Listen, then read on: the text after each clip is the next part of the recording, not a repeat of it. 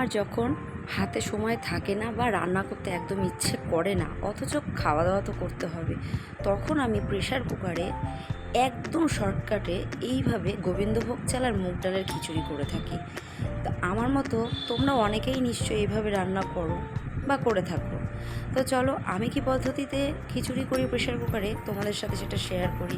ভীষণ অল্প সময়ে 4 থেকে 5টা সিটিতেই তোমার খিচুড়ি রান্না কমপ্লিট হয়ে যাবে, আর খেতেও কিন্তু দুর্দান্ত স্বাদ হবে, এইটুকু গ্যারান্টি দিয়ে আমি তোমাদেরকে বলতে পারি।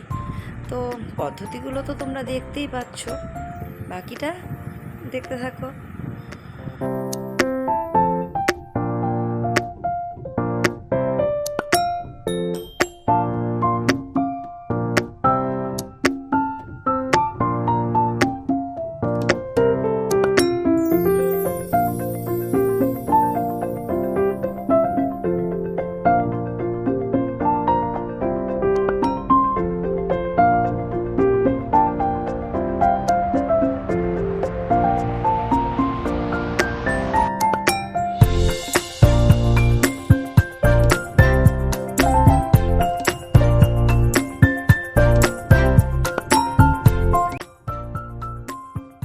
আর যেহেতু নিরামিষ দিনে করা খিচুড়িটা, তো সেই ক্ষেত্রে আমি একটু এরকম গোল গোল করে আলু ভাজাটা বেশি পছন্দ করি।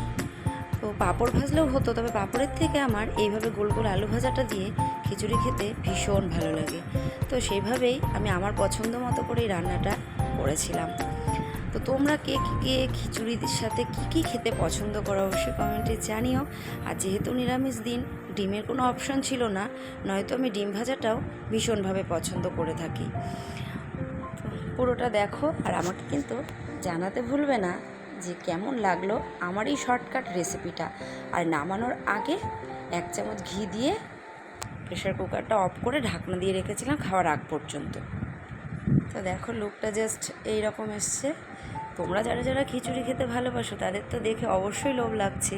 খিচুড়িটা আমার অল টাইম ভীষণ ফেভারিট, জানো তো। তোমাদের যদি আমার ভিডিও ভালো লেগে থাকে অবশ্যই কিন্তু আমার পেজটাকে ফলো করো, আর ভিডিওতে লাইক কমেন্ট করে যেও। তোমাদের সকলের জন্য অনেক অনেক ভালোবাসা রইল। নেক্সট ভিডিওতে আবার দেখা হচ্ছে, ততক্ষণের জন্য টাটা।